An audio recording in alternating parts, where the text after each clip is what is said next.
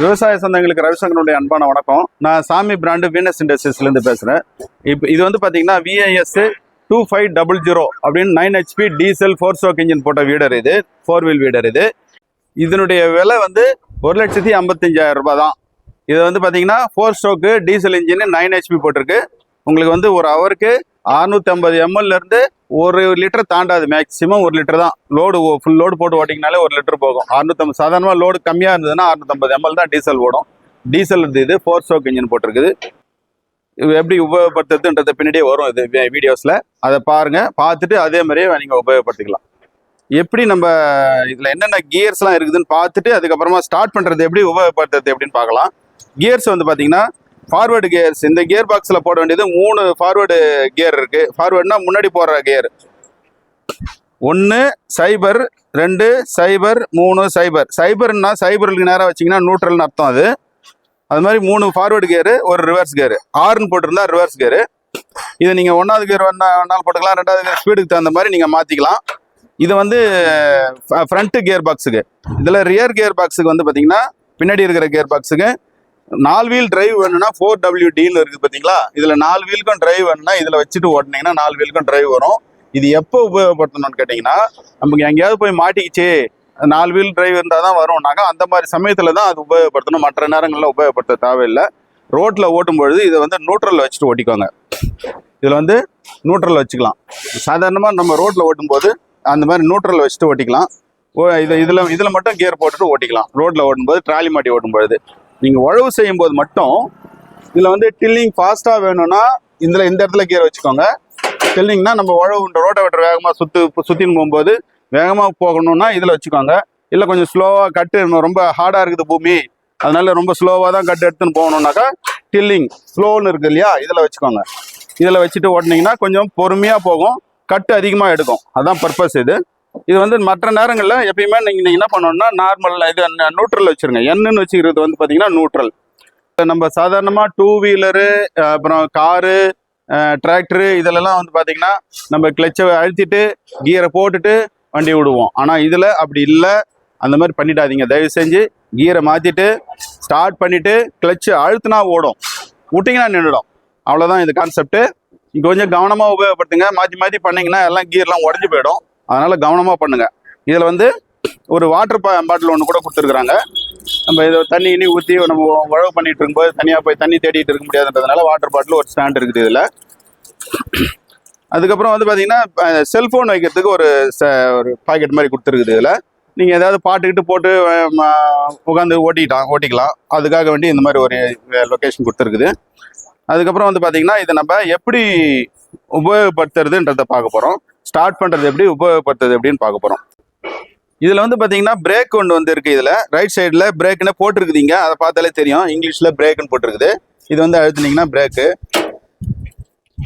இதுக்கு வந்து அடிஷ்னலாக வந்து ஹேண்ட் பிரேக்கும் கொடுத்துருக்குறாங்க. ஹேண்ட் பிரேக் வந்து கவனமாக உபயோகப்படுத்தணும். நீங்கள் ஹேண்ட் பிரேக்கை போட்டு வச்சுட்டு அதுக்கப்புறம் வண்டி எடுத்து உபயோகப்படுத்துனீங்கன்னாக்கா பிரேக்லாம் வீணாக போயிடும். அது கவனமாக இருங்க. இது வந்து நம்ம மேனுவலாக பண்ணுறது. இது பண்ணினா அதுக்கப்புறம் வந்து திருப்பி நீங்கள் கரெக்டாக ரிலீஸ் பண்ணி விடணும். ரிலீஸ் பண்ணாமல் விட்டுட்டிங்கன்னா பிரேக் மொத்தம் கண்டமாயிடும். அடுத்தது வந்து பார்த்தீங்கன்னா கிளச்சு வந்து இந்த லெஃப்ட் சைடு இருக்குது பாருங்கள். இதிலே கிளச்சுன்னு ஸ்டிக்கர் போட்டிருக்குது. இதுதான் கிளச்சு. இதை வந்து நம்ம வண்டியை ஆன் பண்ணிவிட்டு இதை அழுத்தினா ஓடும். அதுக்குள்ளார வந்து கியர் போட்டு வச்சுக்கணும். இதில் வந்து ரெண்டுத்துலையுமே நியூட்ரல் வச்சுட்டு தான் நம்ம ஆன் பண்ணுவோம்.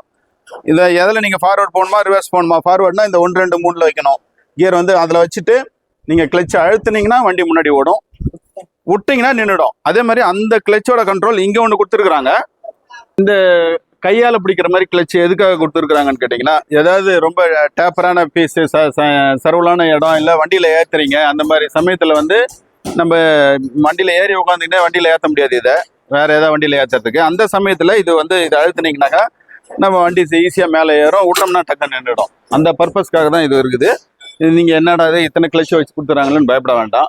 அதுக்கப்புறம் வந்து இப்போ இதை நம்ம எப்படி ஸ்டார்ட் பண்ணுறதுன்னு பார்க்க போகிறோம். ஸ்டார்ட் பண்ணுறதுக்கு முன்னாடி நியூட்ரலில் 2 கியருமே நியூட்ரலில் இருக்குதான்னு பார்த்துக்கோங்க. இதில் கியர் வந்து 0ல் இருக்குதுன்னா இதில் வந்து 0ல் இருந்ததுன்னா நியூட்ரலில் இருக்குதுன்னு அர்த்தம். இது நியூட்ரலு. இங்கே என்னு போட்டிருக்குது. என்னு போட்டிருந்தா நியூட்ரலு. இது ரெண்டும் நியூட்ரலில் வச்சுட்டு இதில் வந்து டீகம்ப்ரெஷன் லிவர்னு ஒன்று இருக்கும்.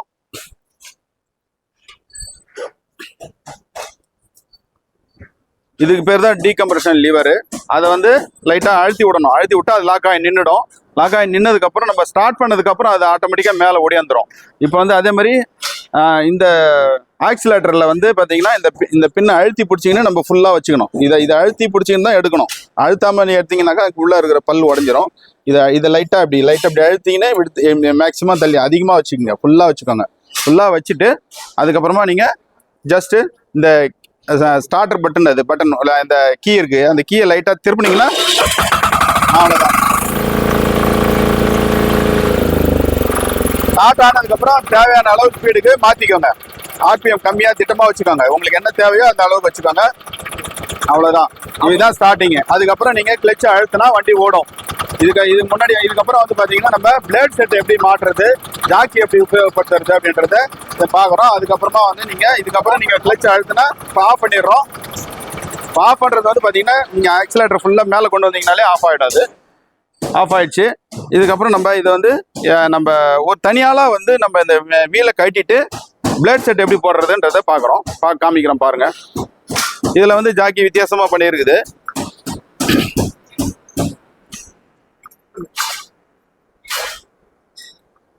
இது பேர் தான் ஜாக்கி. இந்த ஜாக்கியில் வந்து இப்படி திரும்பாமல் இருக்கிறதுக்கு ஒரு காட்டர் பின் போட வேண்டிய தேவை இருக்குது. சும்மா லைட்டாக ஒரு பின்னு ஒன்று போட்டுட்டு ஜஸ்ட்டு சுற்றினா போதும், மேலே ஏறிடும். ஒரு பின்னு போட்டாலே போதுமானது. நீங்கள் 2 பின்னு போடணுன்னாலும் போட்டுக்கலாம். 2 பின்னு போட்டு சுற்றினீங்கனாலும் சுற்றலாம். ஒரு பின் போட்டாலும் போதுமானது. இது நம்ம சுற்றினோம்னா என்ன ஆகும்னா மேலே செட்டு அப்படியே மேலே தூக்குனதுக்கப்புறம் நீங்கள் இதில் வந்து காட்டர் பின் ஸ்னாப் பின்னு சொல்லுவாங்க. அந்த நம்ம இது போட்டிருக்கிறது அதை கழட்ட போகிறாரு பாருங்க. டயரை ஒன்று கழட்டி காமிப்பார். அந்த ஸ்னாப் பின்னை கட்டிட்டு காட்டர் பின்னை வெளியில் கட்டிடணும். அதை இழுக்கிறாரு பாருங்க. இழுத்ததுக்கப்புறம் அந்த பின்னை கட்டி எடுத்துடணும். அதை கட்டி எடுத்துட்டிங்கன்னா இது ரெண்டு பீஸையும் எடுத்துட்டிங்கன்னா இந்த செட் அப்படியே வெளியில் அப்படியே உருவிடலாம். வெளியில் எடுத்துடலாம். வெளியே எடுத்துட்டு பிளேட் செட்டு வசம் போடுறாரு பாருங்க. அந்த பக்கம் அந்த கட்டிங் எட்ஜு ஃப்ரண்ட்டில் வர மாதிரி போடணும். ஃப்ரண்ட்டில் வர மாதிரி உள்ளர போட்டு காட்டர் பின்னு அந்த ஏற்கனவே ஷாப்பில் எந்த இடத்துல ஹோல் இருக்கோ அதே ஹோல் நேராக அந்த காட்டர் பின்னை போட்டுக்கணும். அந்த ஹோல் நேராக எக்ஸகன் அந்த பைப்பை வச்சு போட்டு காட்டர் பின் ஸ்னாப் பின்னை உள்ளர போட்டு லாக் பண்ணி விட்ருங்க. இதே மாதிரி அந்த பக்கமும் மாற்றிடுங்க.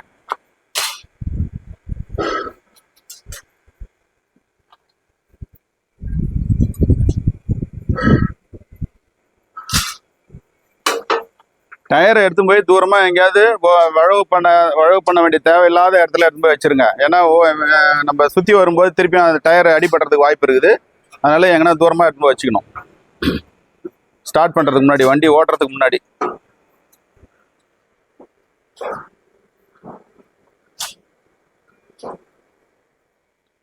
இப்போ இறக்கி விட்டுடலாம். இறக்கி விட்டுட்டு பின்னாடி அதே மாதிரி பின்னாடி கட்டிட்டு சின்ன கேஜி வீல் இருக்குது, அந்த கேஜி வீலை நம்ம மாற்றிக்கணும். ஆப்போசிட் டைரக்ஷனில் சுற்றினீங்கனாலே கீழே இறங்கிடும். முதல்ல வந்து வலது கை பக்கமாக சுற்றினீங்க, இப்போ இடது கை பக்கமாக சுற்றினீங்கன்னா கீழே இறங்கிடும். அதே மாதிரி திருப்பி நம்ம அந்த பின்னையும் அதையும் செட்டாக கட்டி வெளியே எடுத்துக்கலாம். அதே மாதிரி பின்னாடி பண்ண போகிறாரு. பின்னாடி மாட்டிட்டு உயரமாக தூக்க போகிறாரு.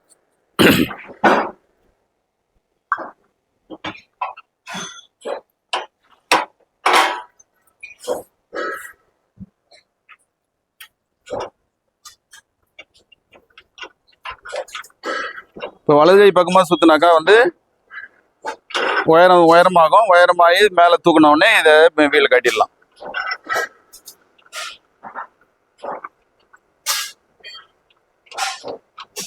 எவ்வளோ தேவையோ அந்த அளவுக்கு மட்டும் சுற்றிக்கோங்க.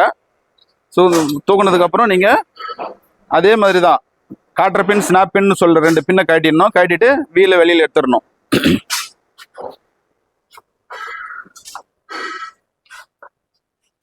வீலில் வெளியே எடுத்து சேஃபான இடத்துல எடுத்து போய் வச்சுருங்க.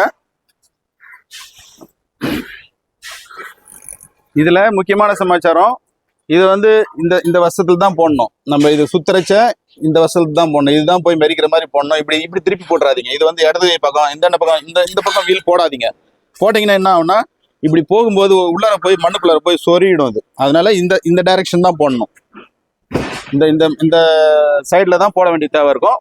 மாற்றி போடாதீங்க. அதே மாதிரி காட்டர் பின்னு ஸ்னாப் பின்னு போட்டுக்கோங்க. உள்ளார சொருவிட்டு இப்போ இந்த அந்த பக்கம் போட்டாச்சு, இந்த பக்கமும் அதே மாதிரி போடணும்.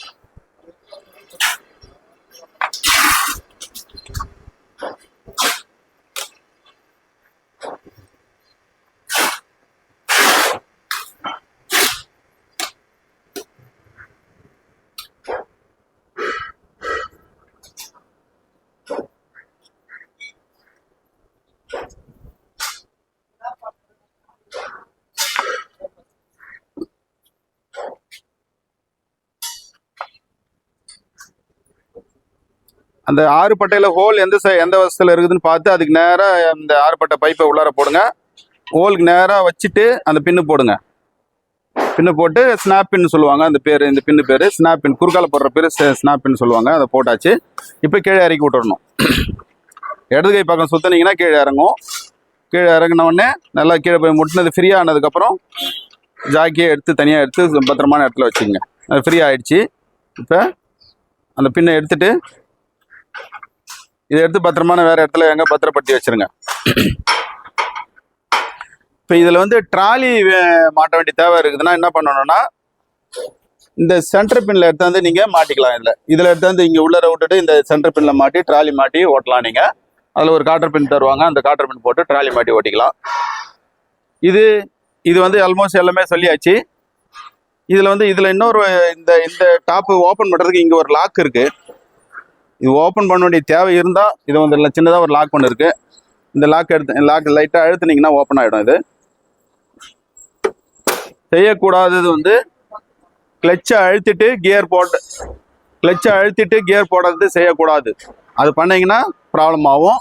நீங்கள் என்ன பண்ணணும்னா நியூட்ரலில் வச்சுட்டு ஸ்டார்ட் பண்ணிவிட்டு அதுக்கப்புறமா கியர் போட்டு கிளச்சை அழுத்தினா வண்டி ஓடும், விட்டா நின்றுடும்.